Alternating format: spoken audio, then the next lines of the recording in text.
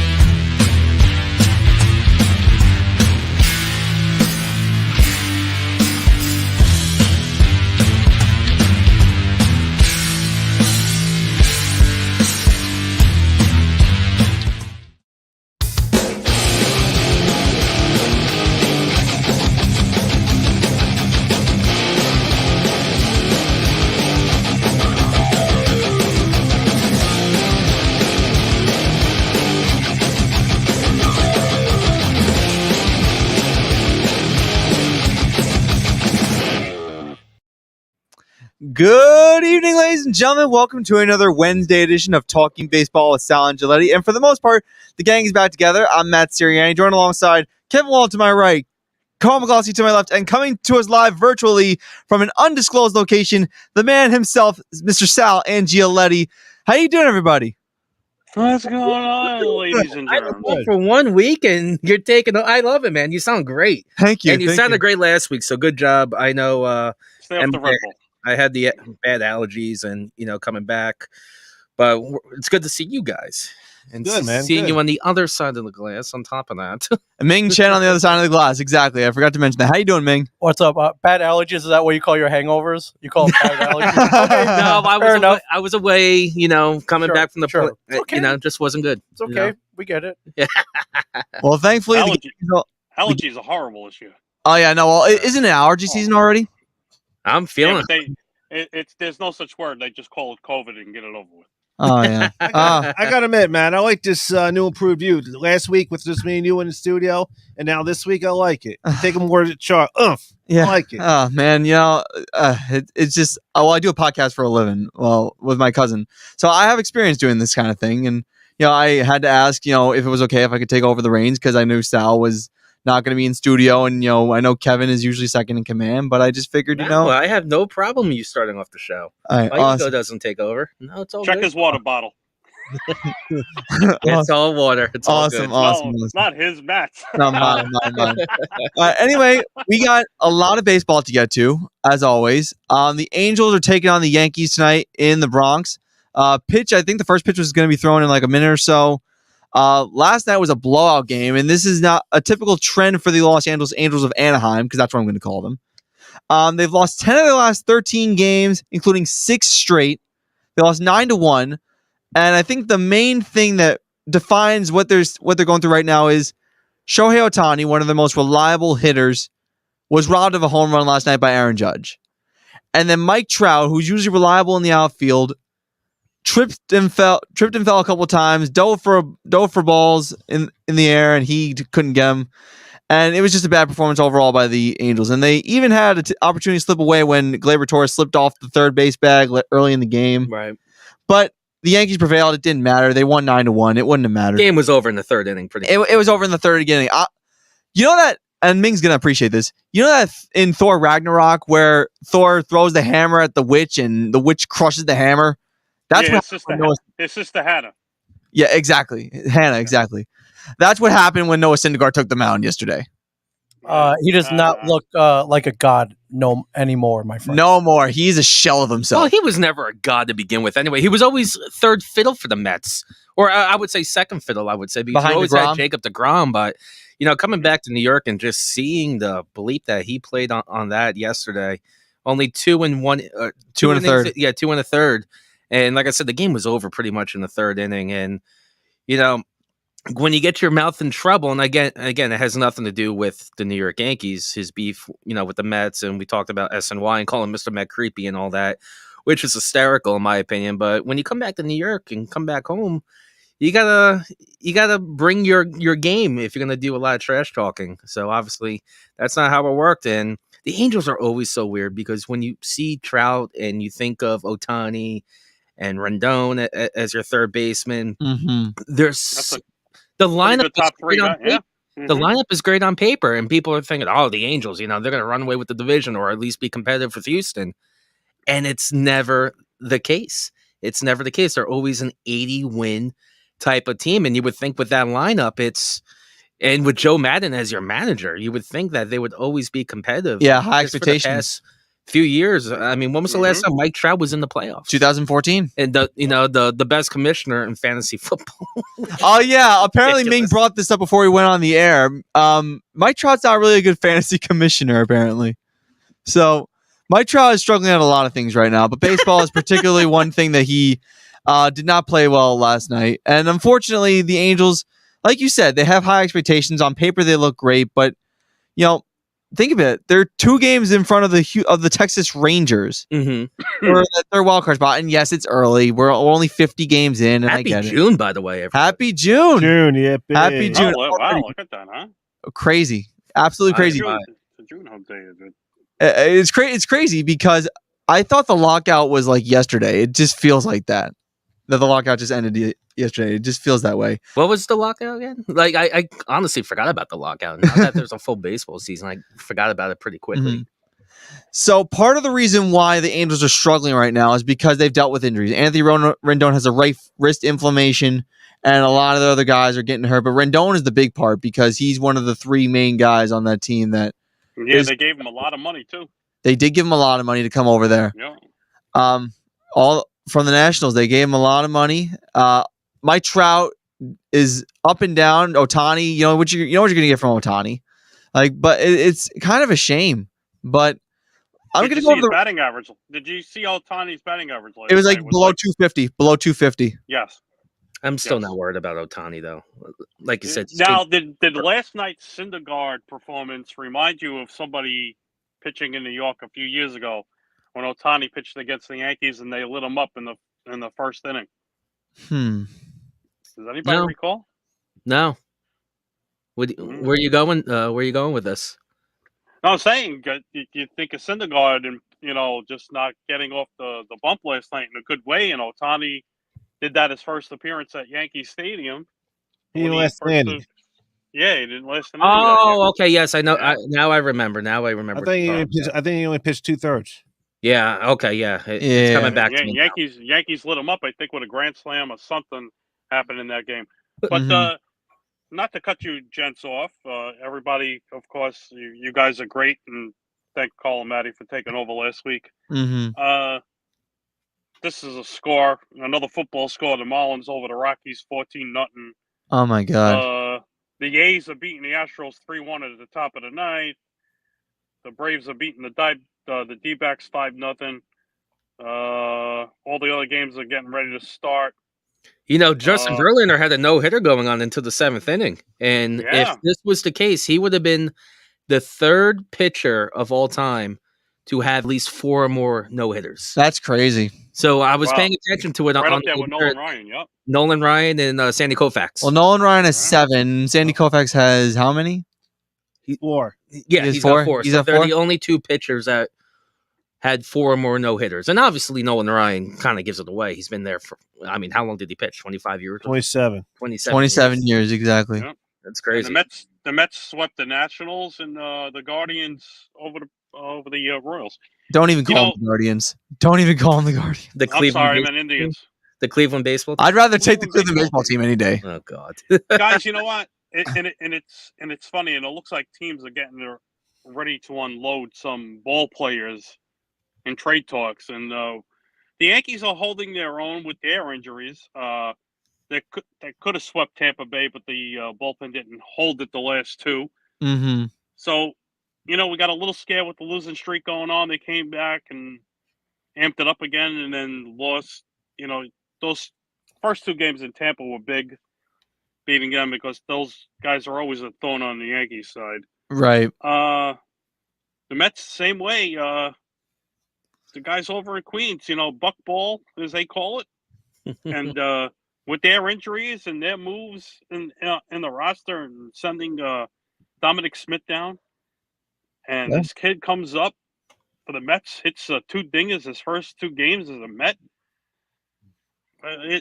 Baseball and sports in New York is hot right now, and I know nobody cares about hockey, Boomer, and the Rangers and their nemesis, the Tampa Bay Lightning, tonight in Game 1, and even though I'm not a Ranger fan, I wish the guys luck. Here comes another 7 games, unless Tampa is going to strike first. Here's the thing: But, even if you're not a hockey fan, you can't help but at least pay attention to what's happening. get in the group with it. Yep. Mm-hmm. And let's get back to what we do best. We're lucky right now as being fans of the New York teams right now. Nobody thought the Yankees would be where they are now, which I didn't think. Nobody thought the Twins would be where they are right now, and they're playing pretty good baseball.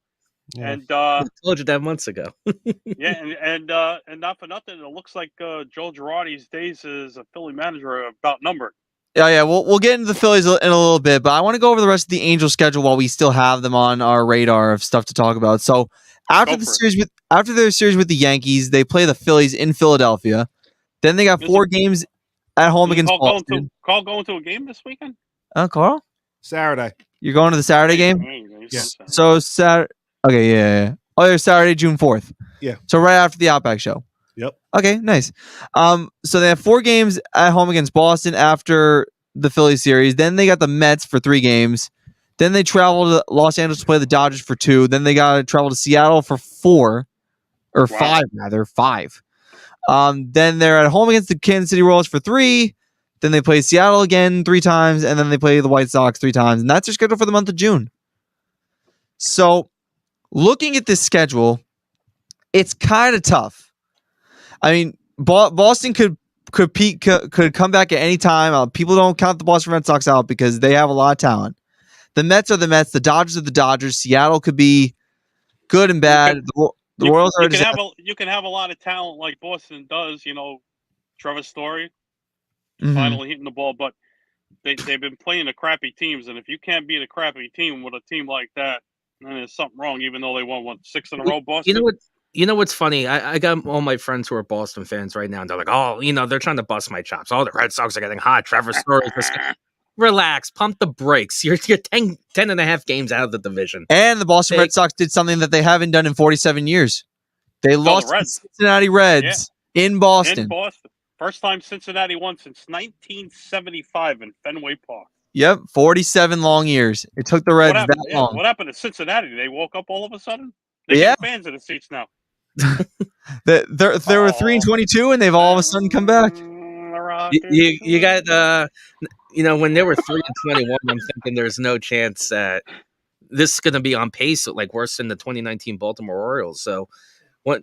I mean, no offense, Ming. I mean, let's be real. The 2019 Orioles were terrible, but no, it's nice to see them finally waking up. And they've obviously you have no expectations, going into the season when you blow it up. So they're not going to be a playoff team, but at least they can have some dignity. Yeah, exactly. Yeah, take it on the chin with respect, with class. So looking at the Angels' schedule here, do you think they can be on the come up here with this schedule in June, or do you think they're going to continue this downward spiral? Let's see. They are right now 27-23. They lost 6 in a row, probably 7 tonight, and they're 5 out with Houston being 32-18. So it's the injury bug, and it affects all the teams. And speaking of pitchers, nasty Nestor Cortez tonight. Yep. Now here's something to think about, and I'm going to get a little off my rocking chair. Nestor is 4-1 with a 1.70 ERA. Yeah. Can he this year? I don't want to toot my own horn, but as baseball fans, as Yankee fans, Nestor right now is on a Ron Guidry 78 pace, where the Gator went 25-3 and his ERA was a 1.78. Can this kid hold it where he's dominating? He's not going to have a good year. No. He's off to a decent start to begin the year. I think Nestor Cortez, he's come alive. He's broken out so far this year. I think if he continues it, I think he can continue this. I think if he doesn't change his pitching style, I think he can maybe contend for a Cy Young, but I don't think he'll fall off a cliff this year. I think he's been proving himself to be very capable as a starting pitcher in the end. I think he'll max out and win 18. I think he'll only win 18. Okay. I could see him winning 20 games. I could see him. I don't think he'll win 25, but I think he probably. We'll never see a pitcher win that many games, unfortunately, because with the pitch count and all the other crap going on with it's only gonna change again for the next 10 to 15 years. You're gonna be seeing starting pitchers. You'll see the 3-3-3 rule being a priority because let's face it, when we have starting pitchers, throwing above 100 miles an hour, they eventually throw out their arms, so they're gonna try to reduce the Tommy John's. Hey, throw as hard as you can, and then by the third inning, we'll get you out because that's what they care about. But going back to the Angels, like you said, when I see the Dodgers and I see the Mariners, again, you see the Mariners twice, the White Sox at home. The Angels are going to be just fine. You have a little bump in the road right now, and I know you're thinking Syndergaard's 2 innings, and then Trout, Ohtani, Rendon. Let's face it, they're in the division still. It's a 5-game. You're only 5 games out. You're in contention for the wild card. They're not going to collapse, and the Phillies are a mess right now. I don't even think Joe Girardi survives this week, to be perfectly honest.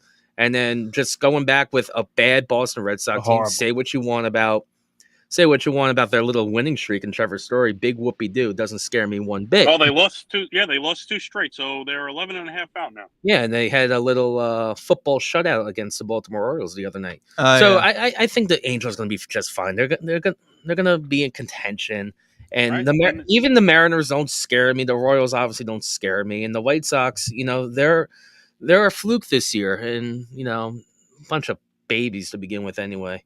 That's just my opinion with the White Sox. Yep. Carl, what do you think with the Angels? Well, Angels? Yeah. They'll be fine. If the injury bug, everyone has the injury bug. They'll be fine. Everybody, yeah. They'll be fine. Everyone goes to the injury bug. Everyone goes through their slumps. It just depends on the great teams handle it well and how they respond back from injuries and from slumps. That's how great teams respond. Now, it's funny because I have the Phillies once again in the agenda, and I know Carl before the show, he rang the bell. And I understand. I don't know if the context of the show is, I think it's a family show. But for those of you who are watching right now who don't think this is a family show, believe me, I think it's a family show because we're talking about baseball. America's pastime. Families love baseball. Who said that? Me. Who said it's a family show? I think it's a family show. But anyway, Carl, your Phillies, they've been struggling again. They're 21 and 29. Girardi apparently says he's not gone. He said he's comfortable with where he is. He's not really worried about losing his job. They blow a couple games to the Giants, and they're probably going to get swept tonight. They lose to the Mets convincingly in 3 games, so they get swept there. This what drives me nuts. Like I said before the show, because that's why I had to say it before the show started and you hit the bell. Last week when they won Tuesday, okay, Wednesday night before Aaron Nola had his great game on Thursday, Bryce Harper hits a go-ahead homer. The freaking bullpen blows it again. Okay, come in, they lose Friday and Saturday. Okay. Castellanos hit a nice home run. They take the lead in the 8th on Sunday night. There goes that bullpen again. I want to cut so bad, but I'm not. So much for a family show, huh? That's how pissed off I am about this. Basically, Joe Girardi is clueless Joe. Just bring up the pooper scooper and dump truck and get them the heck out of here. I'm done. It's like Monday. I don't know what it's like. Come on, man! Really? I really thought Monday was going to be the day that they fired him, but if they no heart, man. It's like I don't care. They're putting in the work. They're not putting any work. No, that's what he's saying. The excuse. Oh, they're putting in the work. It'll change when next year. When it's too late. Well, he'll be gone. His contract expires Yeah, at the end of the then year. I renew him. Get him the heck out of here. Yeah, Girardi is probably gone because the Phillies just can't seem to put anything together. They just can't seem to get anything. They're all right. DH. Castellano is so bad out in the outfield. It's a joke because Harper can't play in the field, so we got to put Castellanos out there. He's too busy doing those Dairy Queen advertisements. It's unfreaking believable. Unfreaking believable. No, I think this is the last show that we're going to be doing with Joe Girardi. Unfreaking believable. Of the Phillies. Unfreaking believable. And you know what? If I am going to make a change, I'm not promoting my bench coach or my hitting coach and all that. What I'm doing is I'm bringing a guy that's been there, done that yet again. And yes, that is Joe Girardi because we know his resume. He's been a manager for 15 years now. But it's just not clicking. It's just not clicking. And to be fair, I don't think the Phillies did Joe Girardi any favors at the end of the day. Yeah, you got your lineup on paper when you have Harper and JT and Hoskins. You have a decent lineup, but the main concern, yet again, you brought it up. You brought it up last season. You just brought it up again 2 minutes ago. The bullpen sucks. It's terrible. Okay, you brought in a couple arms this offseason, but it's not enough to be contenders. You had to go in being contenders with the New York Mets this season. You knew the Mets were going to be a 100-win plus season or plus win team this season, and then bringing in a veteran guy who's a manager. And Girardi is that, but they didn't do him any favors, ownership and front office. And here's another thing that drives me nuts. Sorry to cut you off, Kev. He has this rule, you pitch 2 days, you can't pitch the third day. Why put in these bums? Put your horses in. I agree with you with that. The starting pitching on Friday, all these mixed decisions and all that. We need more rest and all that. That's the reason why Joe Girardi was gone with the New York Yankees, because he's like, I'd rather rest my pitchers, an extra day. And you know what? It's happening the same thing in Philly. I get it. You got to be conservative with your arms at times. But when you're playing against the New York Mets at Citi Field, use them. You got to use them. Use them. And your job is on the line. You're on thin ice. You got to use them. You got to be aggressive, because if you're going to be conservative, who would have thought that this team would be 6-7 games under 500 going to Memorial Day? And here we are. And it's because of the front office by not spending money to go all in on the bullpen, and the same thing with Joe Girardi continuing to make those questionable calls. And I know what you're feeling, because I felt that 5 years ago when it came to the end of Girardi's tenure. I think, man, can you look up the standings for me? I think they're 12 back. They're 21-39. They're 12 back. I think they're 12 back. Why are you going Saturday? Huh? If you're so pissed off, why are you going Saturday? We bought them. I would sell them. Nah. Philly cheesesteak. The Phillies are 13 out. I want to see 13 out. That's even worse. I want to see Ohtani and Trout. That's why I'm going. Okay, so they are playing the Angels, so you do have a valid reason to go. That's why I saw the Angels last year too, and of course it was the one day that Trout was out for the season for the most part, and Ohtani had an off day. Right. So I didn't see the Angels the way I wanted to see them. But Girardi knows it's not working out. He says he's not worried about his job. He's got to say that. He's got to say that. What are you going to say? Oh, yeah, they're going to fire me any day now? They're going to say that to the media? They're going to cut ties eventually. But you don't bring in a guy that takes over as an interim that's your hitting coach or your pitching coach or whoever. You got to bring in someone right away who's had experience in managing. And you know what? I would think of a guy like Davey Johnson. Why the hell not? A veteran. How's your Johnson, Davey? and I know it's been a few years, 6 years since he last retired. I would even give Terry Collins a call. Why not?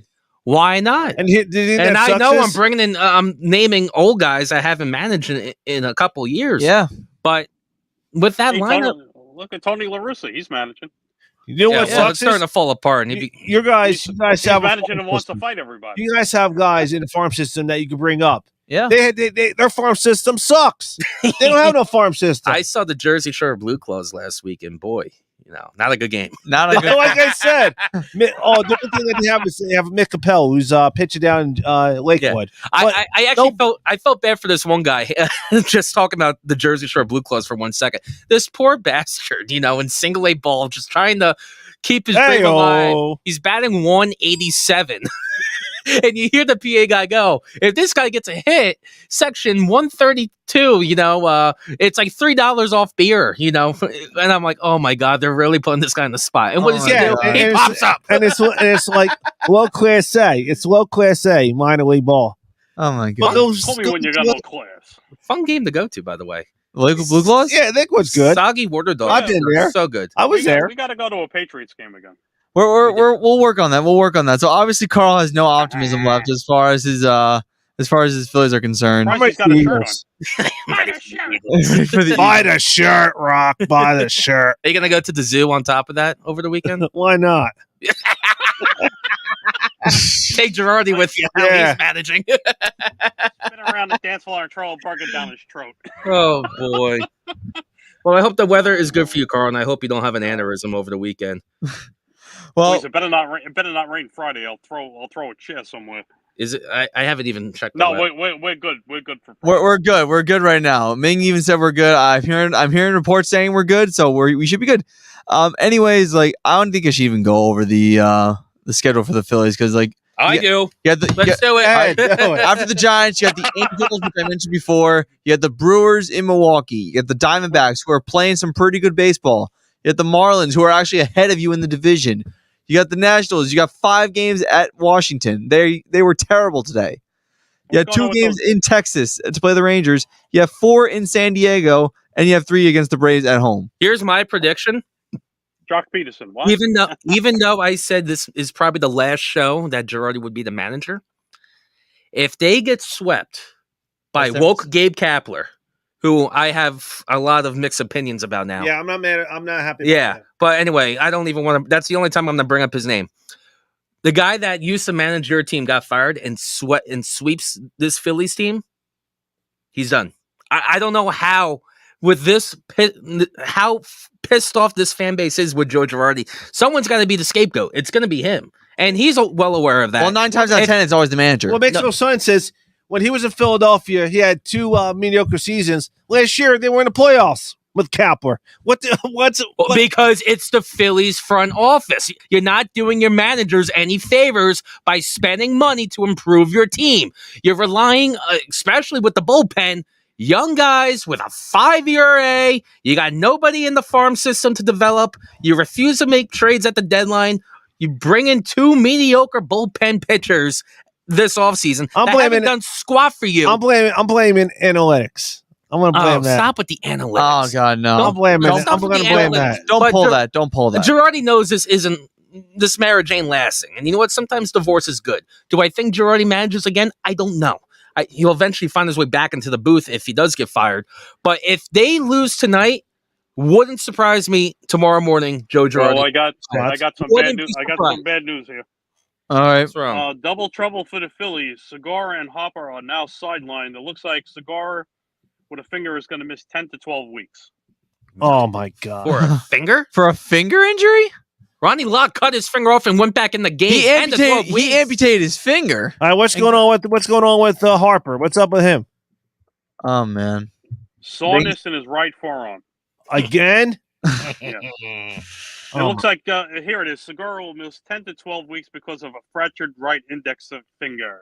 Oh my God, that's bizarre. That's really, really bizarre. I'm not laughing because of that, but. Oh my God! Yeah, I mean Harper. The past 3 games. This is just shut him down until next year. Don't even want. And it looks like Harper was doing good. Harper couldn't even bat. Well, Harper was batting for 11 the past. He was batting .303 with 10 homers, 32 RBIs. Did he get hit last night with the pitch? I don't know. Harper? I think so. I think he did. Oh man, Carl. And he got that injection like a week and a half ago, pretty much. He got an injection. He got it when he got it when they were in LA. Yeah, so that was well over a week ago. I think 2 weeks ago. Yeah, well. Oh my God!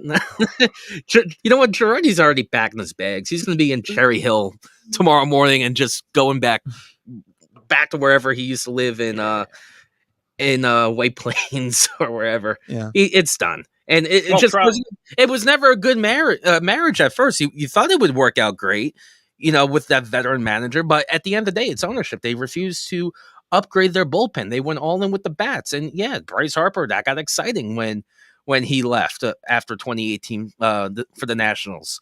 Speaking of teams that went all in, Texas isn't doing good after those 2 big signings. We thought Seattle was going to be up there. They no clue what happened with that team. They're in last place. They're in second to last place now. They moved up by half game. It's bad, and it's funny. Everybody signed these big free agents. The White Sox are going to be there. They're only 5 games out. You ain't have to worry about them. Like here, Seattle and Houston. Like I always said, the 2 biggest words are what if. What if Oakland didn't get rid of that whole team, and they were still there? And then Seattle made all these moves. Both teams, Seattle's 10.5 out, and Oakland is 13. And you could also point out, you're talking about what ifs. What if Seattle had been a 4-way tie for the postseason? What if there was a 4-way last year? Yeah. Yeah, they came so close. Yankees made it in the very last game of the year. Very last game of the year. It was like watching a movie. We talked about this months ago. Okay, boys. So it's funny. It's funny. Carl went on a rant, and I was originally going to talk about Gabe Kapler on the show, but seeing that Kevin is not in the mood and Carl is not in the mood, we're going to skip right over to something else. It's time to get something off my chest, ladies and gentlemen. Okay. So last week on the show, Carl and I talked about college baseball, and round 3. we right, Carl. We talked about college baseball. Yes, we did. Yes, we went region by region. Who we think was going to come out of each region. What happened to Rutgers? Oh yeah, this is where I'm going with this. So Rutgers baseball goes 44-15 all season long. They come in second place in the regular season, second place in the Big Ten tournament. They lose to Michigan. Okay. And I figured, they scored more offense. They averaged 9.7 runs a game. That's most in Division I. That's most in all of college baseball. I figured that maybe even though they didn't have the championship in the Big Ten Conference, that maybe they would get that bid in the NCAA tournament, right? And they were second in doubles, third in hits, 8th in batting average. The list goes on and on. So I'm on the treadmill in the development gym watching the college baseball selection show. Okay. And I hold my camera out while I was running just to make sure that I get a picture of Rutgers in the baseball tournament. And what happens? They're the last 4 out. They're the first 4 out of the baseball tournament. They didn't even make it. Meanwhile, I have 2 schools I'm calling out. Ole Miss, who gets in the college baseball tournament every year for some reason, because it's the SEC, and the SEC in college baseball is good. They get in there 32-22, and they get bounced in the SEC tournament in the first round. 32-22, and they're one of the worst offenses in college baseball, and you put them in anyway? And then Vanderbilt, also, I think that's another SEC team. They were 36-21, and they get bounced even before the semifinals even hit. And Maryland, they're in the Big Ten Conference with Rutgers. They don't even make it to the semifinals of their tournament, but the reason why they get a home region, is because they apparently had the best record in all of the Big Ten. And they were like, okay, well, you get a region. Meanwhile, Rutgers made it further than them in the Big Ten tournament. And bless you, Ming, they only were behind Maryland overall by a single game, probably not even a game, like a half a game. And this is nonsense. That 44-15 is just not good enough to make it in the NCAA tournament. I'll tell you I'll tell you why. And you know what the crazy thing is? 44-15, best offense in baseball. You don't make it in. And guess who's more pissed off than me? The Todd father. Of course. The Todd father was absolutely livid. He took to Twitter and he said 44-15 in college baseball is like winning 121 games in regular season baseball in the pros. That's never been done before. And I get it, Tennessee's 53-7. Big whoop. But at the same time, every college that plays well deserves some respect. Right. And I'm just flabbergasted that all this work. And the thing is, Rutgers gets no respect in any sport that they do. Well, that's the thing. When you're new into the Big Ten conference and, them losing, not winning the Big Ten was what cost them at the end of the day getting into this tournament. But just being that team from New Jersey that no one really knows about. The football team is a joke. The basketball teams, and don't get me wrong, they're going to eventually get there. Hence why they made that deal to go to the Big Ten, despite knowing that they're going to be a laughing stock, for like the first 5-10 years. At the end of the day, it's all about building that program. But for baseball, it's just name of the game. You got to win at the end of the day, and when you don't win, you're not going to get in. I'll give you the reason why. I'll give you Vanderbilt. The reason why Vanderbilt is in, I'll give you Vanderbilt because their name, because they've been to the College World Series like 3 of the last 4 years. They always won that. Oh yeah, they're big on baseball. They're good. Vanderbilt's good. Yeah. Get it, but recency bias shouldn't be a thing. Here's the thing. That's what they do, dude. They always like the SEC and ACC in baseball. If they get a chance to put them in, they're going to do it. It's biased, but I understand why you're mad. But that's what they do. That's in every sport. Look what happened now. Say the Rangers didn't make Carolina. You think people are going to turn on the TV and watch Carolina against Tampa? No, not at all. No, but like this is something completely different because I really was looking forward to watching college baseball. I wanted to get into college baseball, but then Kevin on my right was like, I'm not really a big fan of college baseball with the aluminum bats and runs are scored way too easily. Is that what I sound like? But like, you gotta love the fact that these kids can actually score runs. But like seriously.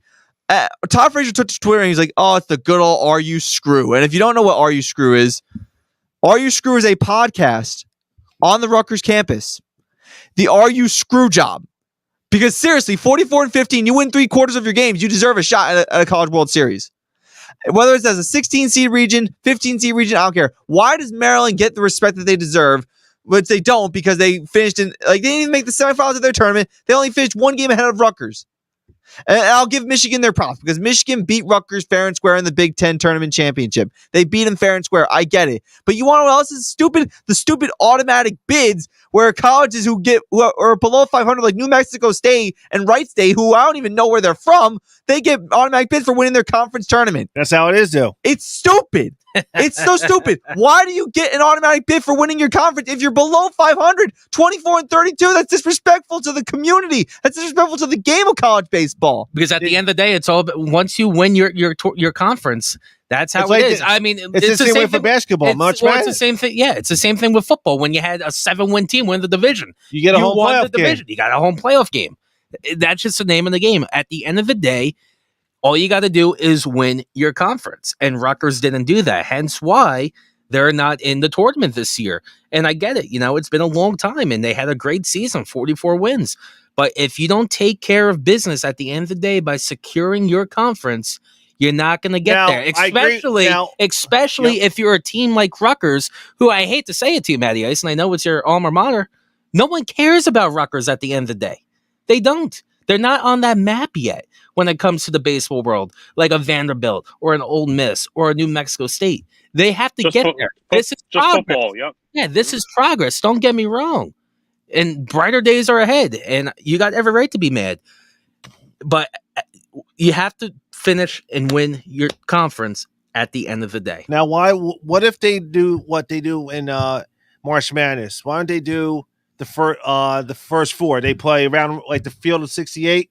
They have the first 4 because college baseball is apparently more classy, and they're like, well, we're going to have a complete 64 team lineup. We're not going to give second chances to the last 4 in, the first 4 out. They really should. If college baseball had any guts, they'd do that, but they don't because the best teams that. Think of it. The best offensive baseball does not get in the tournament because they couldn't win a simple conference. And actually, don't get me wrong, the Big Ten Conference is not one of the best conferences. The only 2 teams with a good record that had over 40 wins in the Big Ten Conference were Maryland and Rutgers. That's it. Michigan won the conference. Okay, I will give them that. I will give Michigan the fact that they beat Rutgers fair and square. They beat them 10-4 in the Big Ten Championship. Rutgers didn't get it done then. But you know what? They have a lot of easy wins. They blew out teams 21-1. They blew out 18-2. They blew them out 19-3. Do I have to go on and on and on? And they won 17-7 in the Big Ten Conference. Is it that great? Is that great? No, but Maryland didn't do that great in the conference either. So I'm just tired of the disrespect that Rutgers gets, not just in baseball, but in every sport. But this is particularly a low blow because Rutgers deserve way more respect than this. They deserved a shot at a college baseball tournament. They deserved it, and I'm shocked they didn't get it because offensively they were up there. They were up there as one of the best teams in college baseball, and they didn't get it for some reason because the committee is biased towards Rutgers. And I get it. It's not. They're not up there. They're not a big market college. I get it. But you don't do that. You don't disrespect them like that. Rutgers is going berserk right now because of disrespect like this. They don't deserve it. Give the people what they want. Give the best offense in baseball what they want. You want a competitive matchup? You're not going to get that at Wright State. You're not going to get that at New Mexico State. You're not going to get that out of Binghamton. You're not going to get that out of Long Island. You're not going to get that out of freaking McNeese University. I don't even know where McNeese was until last week. Like, this is atrocious. There needs to be a fix. This was fixed, and Ming knows it. I know it. Sal knows it. Carl knows it. Kevin knows it. And I get it. Rutgers is not big, but they deserve better. Hey, look at the bright side, though. Unfortunately, there's nothing that you can do. And I love the passion, by the way. Steve Owens, the manager. 3 years on the job. You've seen them progress. And I'm looking at the Rutgers roster right now. I've only seen one senior on this roster so far. As I'm continuing to scroll down, I see redshirts, freshmen, sophomores. You guys are going to be competitive next season. The team's not going anywhere. And you look at this as a learning experience. They're hungry. They're determined. They're going to come in pissed off next season because they got snubbed. When you win 44 games and the roster's not going anywhere. You got to look at the bright side. You got a great manager who has progressed this team. The roster's not going anywhere. They're only going to get better next year. So look at the bright side. 2023 is going to be looking pretty good. Knock on wood. I'm just looking at paper right now. But 2023 you have a lot of you got a lot to look forward to at the end of the day. I won't be shocked if UConn upsets Maryland and comes out of that region. UConn's pretty darn good. Yeah. It's just flabbergasting. I'm just flabbergasted by the whole thing because I just feel like if you are number one or number two or number three in a lot of offensive categories and your pitching is okay and good enough to win, in which Rutgers has decent pitching and their offense is good and they've won big games and they are second or in any conference, like, you deserve respect. Think of it. There are 31 conferences in all of baseball. There are 31 athletic conferences across the world in the world of college sports. So you're telling me that that's if you do the math, which I'm going to get my math cap on again, that's basically 2 bids for every conference with 2 wild cards. You're telling me Rutgers is not a top 2 team? I get it. I'm Kevin. I'm going to say it again. Michigan did what they had to do. They won the Big Ten. Yeah, I'm going to give it to them. But I just feel like there are schools like Ole Miss who really shouldn't be there, like, because of namesake, because of how consistent they've been in years past. If we're going based on recency bias, Rutgers should be in because we've never seen an offense like this before. Mm-hmm. And ultimately, at the end of the day, I think they could have competed with anybody. I think they would have given Tennessee a run for their money. So it looks like how Ming has it all on half of the screen. It looks like the winner out of Stanford will play the Maryland region. So if that's the case, Stanford's going to wipe Maryland out anyway. Yeah, Maryland's a 15 seed. So Stanford's going to take care of business. So if Stanford does play Maryland and then Supers, Stanford's going to eliminate them anyway. Mm-hmm. So you don't have to worry about the Terps. Well, we got a game going on here. The Astros scored 4 runs in the top of the 9th to take a 5-3 lead, and the Athletics have a runner on second with 2 out, and it is now 5-4 Houston. Thank you for the update, Sal. 10 people in Oakland. Thank you, Sal. Thank you, Sal. Thank you, Sal. Oh, boy. Okay. Listen, I just had to get that off my chest. I was very upset. As a proud Rutgers alum, and I am a really proud Rutgers alum, these guys know it better than anybody, that I represent my school very proudly. That is correct. And when something like this happens, and it's not the first time. It's not the first time Rutgers has been screwed over in any sport. I just feel like some justice needs to be done. But Rutgers, they're going to let the play speak for itself. I get it. They're not a big market school, but I think Kevin brought up right days are ahead. Yeah. The roster's not going anywhere, and they're only going to get better when it comes to recruiting. We don't know how much talent's coming back or is going to be added on top of that next season. Again, not too many seniors leaving. You're recruiting every year. You have a new class coming in every year in college, and they're on the right path. Rutgers baseball, I think they're respected. But unfortunately, that's what happens if you don't win your conference. And we've seen it in the NFL. We've seen it in the NBA. All sports tournaments are so strange. And we've seen football teams win 11 games, and they're eliminated in the postseason because they didn't win their division. And then you have a 7-win team. Heck, even in football last year or 2 years ago. Yeah, with the Washington football team. Yeah, which the Eagles gave up that game. Hence why your former coach got fired. Oh, yeah. But anyway, that's what it is. Or you could be like the Patriots and losing the Super Bowl to the Giants. Yeah, well, they won their division, obviously, in the conference on top of that. But I wouldn't. I understand the frustration because you were so close, but your manager's not going anywhere in Steve Owens. Your roster's not going anywhere. You're only going to add. When you're looking at 94 home runs and 488 RBIs, the pitching was great. You were good on the field, playing clean. You're going to be fine. And having your best season in over 50 in program history, history, you're good. Better days are coming, or shining through, in the words of shine the light on me. I'm gonna say that Tennessee wins the whole thing. I'm going with Tennessee. Now, are you going to be paying attention now, Maddie, in this tournament? You know what? Or are you boycotting it? I'm not going to I would boycott it. You'd boycott it if your school didn't get in? Well, that's me. I boycott anything with aluminum bats. Well, see, here's the thing. Here's what I'm going to say. I want to give college baseball a chance because I know I do a baseball show, and I do another sports show where I also talk about baseball. So Maddie, I got to ask you a question. Yes. Sorry to cut you off.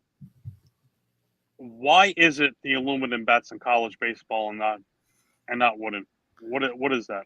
I guess the main reason is because they want to give the athletes confidence that they can hit the ball. And but you do realize when an aluminum bat, the ball travels further. Yeah, I know. Okay, so what? Well, no, it was more of a financial thing in college. They decomposed it. It's not like how it used to be. No, it's more of a financial thing when it comes to college. It's a financial thing, but because they didn't want to replace wooden bats. I think it's a disadvantage with aluminum bats. That's my opinion. I don't know.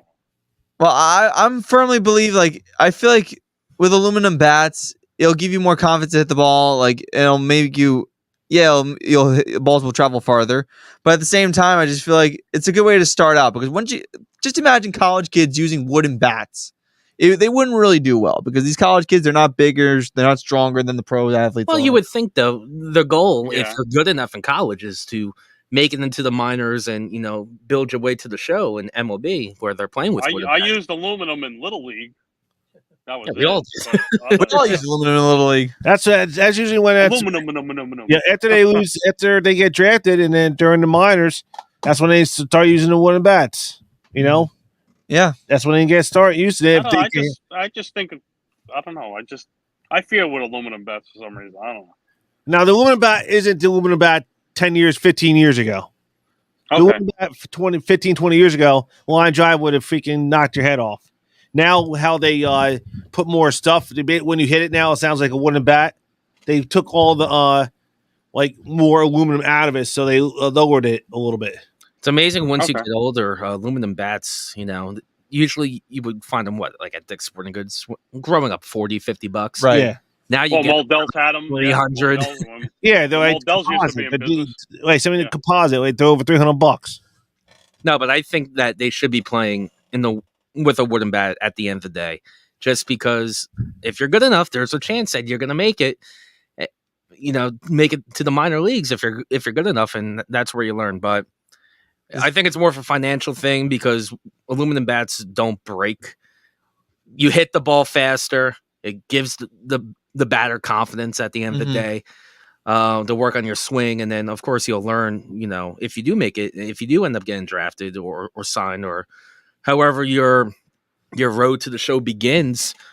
But colleges, they don't want to pay for more money that. for the bats. Yeah, they don't want to. Yeah. But they take our tuition money, but they can't afford wooden bats. They Yeah. can't afford wooden bats. Oh man, this guy Augie at the bottom says, "No way, wooden bats all the way. I used wooden bats my whole life." Oh wow. Hey, my man Augie from sanitation, another retired gentleman, enjoying life out of New York. God bless. So Augie, I'm just gonna rehash what you said. I know you like wooden bats, but like, I feel like in college, I guess it's a good place to start using wooden bats. But again, to what Kevin's point, they probably don't want to pay for wooden bats because wooden bats are probably expensive. Yeah, but that's what it is. But I disagree with what it is. I disagree with how college does it. Just my opinion. I used to love playing with wooden bats. Just something with the sound of the wood hitting the crack, ball. It's wonderful. Oh yeah, it's great. It's great. Now when you get sawed off, you break it, and then you got to get another one. Well, don't try to break it, Carl. Well, I think that's also another thing. They don't want the bat to break in college baseball. I guess that's probably one of the other things they're like, okay, let's give the hitters confidence and let's make sure that they actually stay composed with their swinging and they don't break the bat, because if we can't afford to pay wooden bats, they can afford it. They just choose not to spend their money with that. If we can eliminate something, that's what it is. Well, that's foul then. That's kind of foul. All right, going foul. As far as the tournament goes, the baseball tournament, I'm going to give it a shot because I really want to get into college baseball.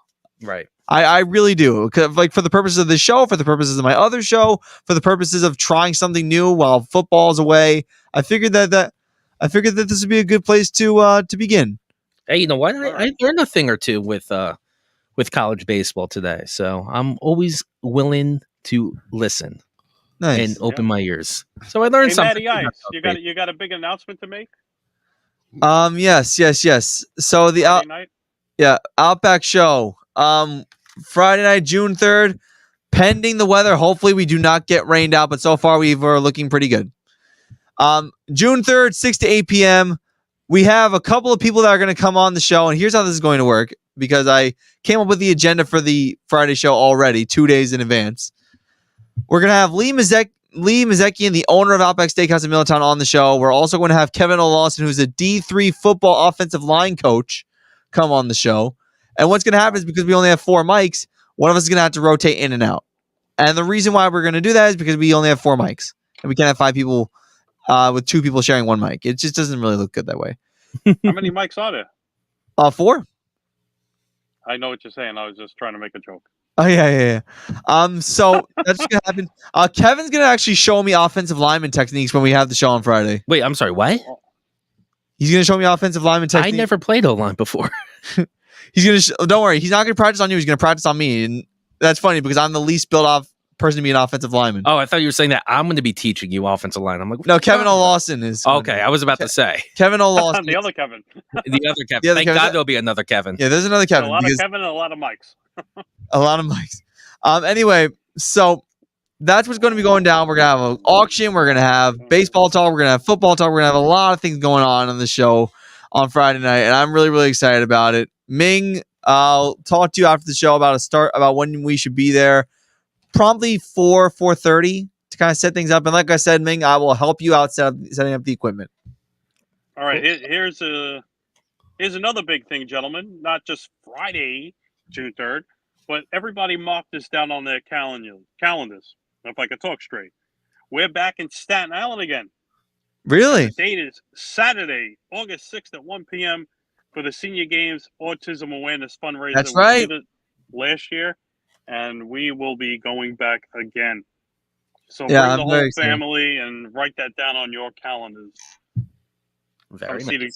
Come see the crew.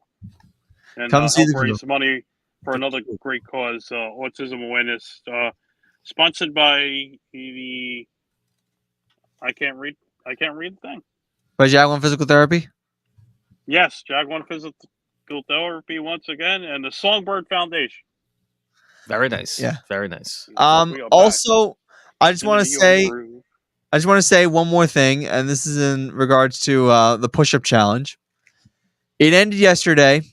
I did it I did it. You might as well just play the song by DJ Khaled. I did it. Or play the Rocky saying, Adrian, I did it. But anyway, I raised over doing that challenge. Awesome. I raised over $300, and nice, Matty. Nice. I think what's going to happen. Thank you, Sal. I think what's going to happen is I'm going to give the donations one last chance on the Friday show because the more money, the merrier. Are you going to be knocking out push-ups on Friday? I think I might. Okay. I'm gonna after a blooming onion. After a blooming onion, exactly. After a blooming onion. But yeah, we got that going on. We got a whole bunch of stuff. Like I said, the owner is going to be on. Kevin O. Lawson is going to be on, teaching me offensive lineman techniques for the purpose of the show. We're going to be talking a whole bunch of stuff, and I'm just really, really excited about this because Outback Steakhouse is a place that I started working at in 2015, and I worked there for 4 years. I left because I thought other things were going to happen, but then COVID hit, and then obviously things changed. Mm-hmm. I worked somewhere else. I'm not going to say that name because that name does not deserve to be said anymore. I went back to Outback. They hired me with open arms easily, and I'm having the time of my life working there. Awesome. And I'm having the time of my life. Loving it so much more. Just make sure there's plenty of blooming onions going around Friday. Exactly. That's good to me. I'll bring my appetite. Oh yeah, we were able to do that a couple weeks ago. We gotta celebrate your birthday on Friday night, Kev. Oh yeah, that's right. Do we? Okay. I'm not saying no to that. You know, we didn't get a chance to. Yeah, we didn't get a chance to, man. Yeah, that's right. Yeah, and the manager Jim Kelly, not the quarterback Jim Kelly, but like the manager Jim Kelly. That would have been nice. It would have been nice to have Jim Kelly on the show. How is he doing, by the way? I've met Jim Kelly. Very good guy. He's doing well. Is he doing well? He's doing well. He cancer free. From last I heard. He's in remission. Yeah. Hey, that's cool. That's cool. God bless him. God bless him. Jim was so cool about it. When I asked him, I said, "Do you want me to work on Friday?" He said, "Your job on Friday is to do the podcast. That's your job." Awesome. So Jim was very cool about it. I'm very happy about that. Like I said, you couldn't work that night anyway. Well, I could have worked a little bit early in the day, but I could have because you're too nice. I am too nice. I mean, but listen, Jim was so cool about it. Lee's so cool about it. They set up the outside so awesome.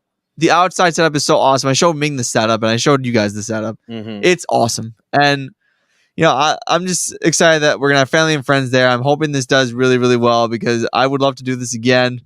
Hopefully, if it turns out well and things go according to plan, maybe things will happen. But like, it's all comes down to one night, and by the time we reach Friday night, my nerves are probably gonna be up to here because that's what happens with me. You'll be fine. I'm the type of guy. I'll calm you down. I'm the type of guy where if it's the same day of a really important event, like for example, I used to do theater. If it was the day of a play that I was a part of, I would get nervous as hell and I would be scared to forget my lines. So I would like memorize my lines over and over and over again to make sure I got it right. But everything would also be fine. I feel like that's what's going to happen to me on Friday, but I'll have you guys. So that's going to be we'll have some fun. So remember, we're fine. Don't worry about it. When we eat we're gonna sing and everything. Yes, when we eat our blooming onions, we got to make sure we eat them nice and slow so we don't choke on them. Okay, Carl. See what you're doing. I know where this is going. Do they have what now? Zucchini sticks at Outback?